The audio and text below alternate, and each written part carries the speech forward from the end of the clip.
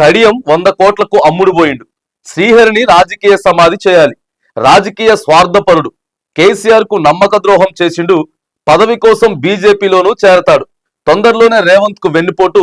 తెలంగాణ భవన్ లో తాటికొండ రాజయ్య మాట్లాడుతున్నాడు. ఇక నిన్న తాటికొండ రాజయ్య అధ్యక్షతన తెలంగాణ భవన్ లా కేటీఆర్ హాజరైండు. స్టేషన్ గన్పూర్ మీద ఎక్కువ ఫోకస్ పెట్టినట్టు కనపడతా ఉంది బీఆర్ఎస్ పార్టీ.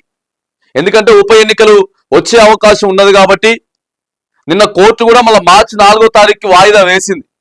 సుప్రీంకోర్టు కూడా ఏదో ఒక తీర్పు తీసుకునేటటువంటి అవకాశం అయితే ఉంది. ప్రధానంగా చూసుకున్నట్లయితే అక్కడ స్టేషన్ గన్పూరు, ఈడ ఖైరతాబాద్. మిగతా 8 మంది ఎమ్మెల్యేలు మేము ఇంకా కేసీఆర్ తోటే ఉన్నాం అని చెప్పి ఎక్కడ కూడా బహిర్గతంగా వీళ్ళు టవల్ వేసుకోవడం కానీ ఇవన్నీ కూడా ఏం చేయలే పార్టీ మారిన తర్వాత. ఇక సార్ ఇక్కడ నుంచేలేమో దానం నాగేందర్ గారు సీదా కాంగ్రెస్ పార్టీ బీఫామ్ తీసుకొని ఎంపీగా పోటీ చేసిండు. ఇక అక్కడికి వెళ్ళి ఉన్నటువంటి స్టేషన్ గన్పూర్ మారిన కడియం శ్రీహరి వాళ్ళ కూతురికే టికెట్ తెచ్చుకున్నాడు, ఎంపీగా టవల్ వేసుకొని ప్రచారం చేసిండు. కాబట్టి ఈ 2 నియోజకవర్గాల మీద ఎక్కువ ఫోకస్ పెట్టిరు. ఇక స్టేషన్ గన్పూర్ చూసుకుంటే తాటికొండ రాజయ్య గారేమో పెద్ద మాట్లాడుతున్నాడు కానీ ఏమున్నదన్న తాటికొండ రాజయ్య గతంలో ఏం చేసిండు? ఇందులో నుంచి మళ్ళీ కాంగ్రెస్ లోకి పోలేదా? బీఆర్ఎస్ నుంచి కాంగ్రెస్ లోకి పోయిండు. మళ్ళీ అక్కడ అవమానాలు ఎదురైనాయి. తాటికొండ రాజయ్య మనకు కూడా అవసరం లేదని చెప్పి కాంగ్రెస్ పార్టీ ఆ పక్కగా పెట్టిన తర్వాత మళ్ళీ వెనక్కి వచ్చినటువంటి తాటికొండ రాజయ్య చక్కగా ఉన్నాడు. ఇవాళ ఏమో మాట్లాడుతున్నాడు కానీ ఆడ మరి బీఆర్ఎస్ పార్టీ మళ్ళీ ఎట్లా అవకాశం ఇచ్చిందో. గతంలో కొన్ని లైంగిక వేధింపులకు సంబంధించినటువంటి అంశం సోషల్ మీడియా మొత్తం చూసింది. తాటికొండ రాజయ్య ఏం చేసిండు అనేది.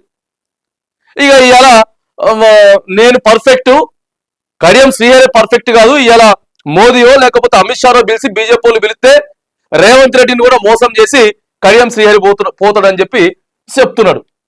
అది బీఆర్ఎస్ పార్టీ చక్కగా పోతున్నది. మళ్ళా ఇలాంటి వాళ్ళు ఎందుకు? కొత్తలకు అవకాశం ఇవ్వాలి. ఒకవేళ ఉప ఎన్నిక వస్తే యువకులకు అవకాశం ఇవ్వాలి. కడియం శ్రీహరి ఏం తక్కువ చేశారు? కడియం శ్రీహరికి బీఆర్ఎస్ పార్టీలా అరే వయసు అయిపోతా ఉన్నది, చివరి రోజులు రాజకీయం ప్రశాంతంగా చేసుకోవాలి.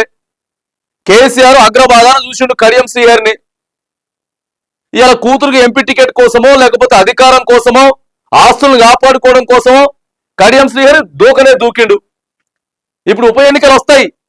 స్టేషన్ గన్పూర్ లో ఉన్నటువంటి ప్రతి ఓటరు సమాధానం చెప్తారు ఇలా కడియం శ్రీహరికి. కడియం శ్రీహరి ఎన్ని సర్వేలు చేసినా, అధికార కాంగ్రెస్ పార్టీ సర్వేలు చేసినా, కేసీఆర్ సర్వే చేయించుకున్నా కూడా క్లియర్ గా చెప్పలే. కేసీఆర్ మొన్న ఎర్రవెల్లి ఫామ్ హౌస్ లో చెప్పిండు, ఆ తర్వాత మొన్న వచ్చినప్పుడు తెలంగాణ భవన్ లో కూడా చెప్పిండు. స్టేషన్ గన్పూరు అస్సలకి గెలిచే ప్రసక్తే లేదు కడియం శ్రీహరి అని చెప్పిండు. కానీ ఇంకోటి కూడా తప్పు ఆలోచన చేస్తా ఉన్నది. తాటికొండ రాజయ్య మీద కూడా ప్రజలు అక్కడ విశ్వాసంగా లేరు, నమ్మే ప్రసక్తి లేనే లేదు. తాటికొండ రాజయ్యని కానీ కడియం శ్రీహరిని కానీ ఇద్దరిని కూడా స్టేషన్ గన్పూర్ ఓటర్లంతా కూడా రిజెక్ట్ చేస్తా ఉన్నారు. ఏం చేశారు వీళ్ళు? వీళ్ళే కదా మొత్తం ఉన్నది. అయితే ఈయన లేకపోతే ఆయన కదా ఏం చేసిర్రు? ప్రధానంగా తెలంగాణ వచ్చిన తర్వాత అయినా సరే స్టేషన్ గన్పూర్ ముఖ చిత్రాన్ని మార్చేటటువంటి ప్రయత్నం చేసిర్రా? చిల్లర రాజకీయాలు చేశారు వీళ్ళు. బీఆర్ఎస్ పార్టీ కూడా మళ్ళీ మేము తాటికొండ రాజయ్యకే టికెట్ ఇస్తాం, కడియం శ్రీహరి మంచోడు కాదు, ఆడ కడియం శ్రీహరి తాటికొండ రాజయ్యని ఈసారి ప్రజలు మామూలుగా చేవరించుకునే పరిస్థితి లేదు. ఇగో గిట్లున్నాయి కాంగ్రెస్ పార్టీ, మరి బీఆర్ఎస్ పార్టీ. మరి కేటీఆర్ గారికి ఎందుకు అర్థమైతలేదో, మరి కేసీఆర్ గారికి ఎందుకు అర్థమైతలేదో. ఇప్పటికే ఎన్నికలు ఓడిపోయిండ్రు. ఇగో ఇట్లాంటి వాళ్ళకి టికెట్లు ఇవ్వబట్టే కదా ఓ 20-25 స్థానాలు పోయింది.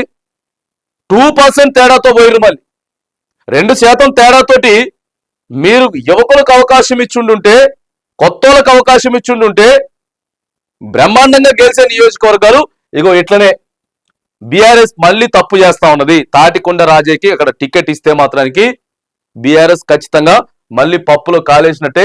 కొత్త వారికి అవకాశం ఇవ్వండి. ఎవరెవరైతే రాజకీయం మీద లేకపోతే తెలంగాణ ప్రాంతం మీద పట్టున్నదో, మంచిగా స్టేషన్ గన్పూర్ లో ఉన్నటువంటి దళిత నాయకుడు ఎవరున్నారు అని చెప్పి ఆలోచన చేసి దాదాపుగా 2,80,000 ఓటర్లు ఉన్నటువంటి స్టేషన్ గన్పూర్, చైతన్యమైనటువంటి గడ్డ స్టేషన్ గన్పూర్. ఇలా ఉప ఎన్నికలు వస్తాయి.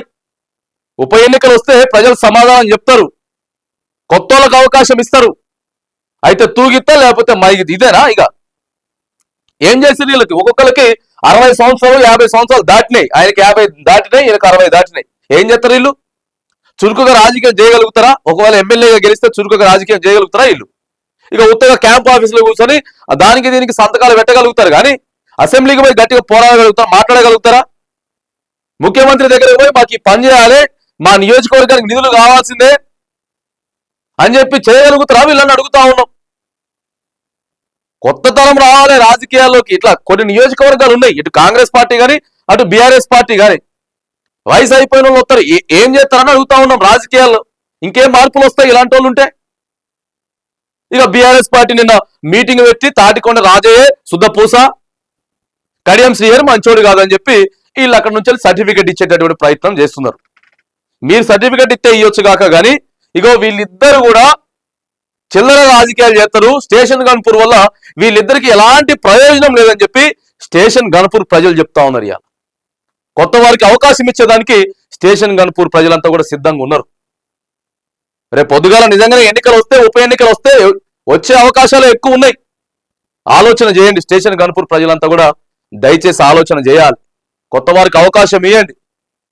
ఇగో ఈ రాజకీయ పార్టీల కుట్రలు ఏవైతే ఉన్నాయో తిప్పి కొట్టండి, చైతన్యాన్ని చూపించండి. అప్పుడు పార్టీ మారేటోళ్ళకి కానీ లేకపోతే ఇగో ఇట్లా అంతా వయసు అంతా అయిపోయిన తర్వాత సరే రైట్ వయసు అయిపోతే అయిపోయింది, ఎక్కడున్నది వీళ్ళది? పర్ఫెక్ట్గా ఉన్నారు ఇల్లు. చిల్లర మదర రాజకీయాలు ఇష్టం వచ్చినట్టు చేసుకుంటా ఎన్నికలు వస్తాయి, వచ్చినప్పుడు మాత్రానికి ఆయన మంచిది కాదు ఈయన మంచిది కాదు అని చెప్పే ప్రయత్నాలు చేస్తా ఉన్నారు. ఇగో వీళ్ళిద్దరికి సంబంధించినటువంటి చెత్త రాజకీయం ఏదైతే ఉందో స్టేషన్ గన్పూర్ ప్రజలంతా కూడా ఏకమయ్యి ఇగో వీళ్ళకి రాజకీయ సమాధి కట్టాలని చెప్పేసి కూడా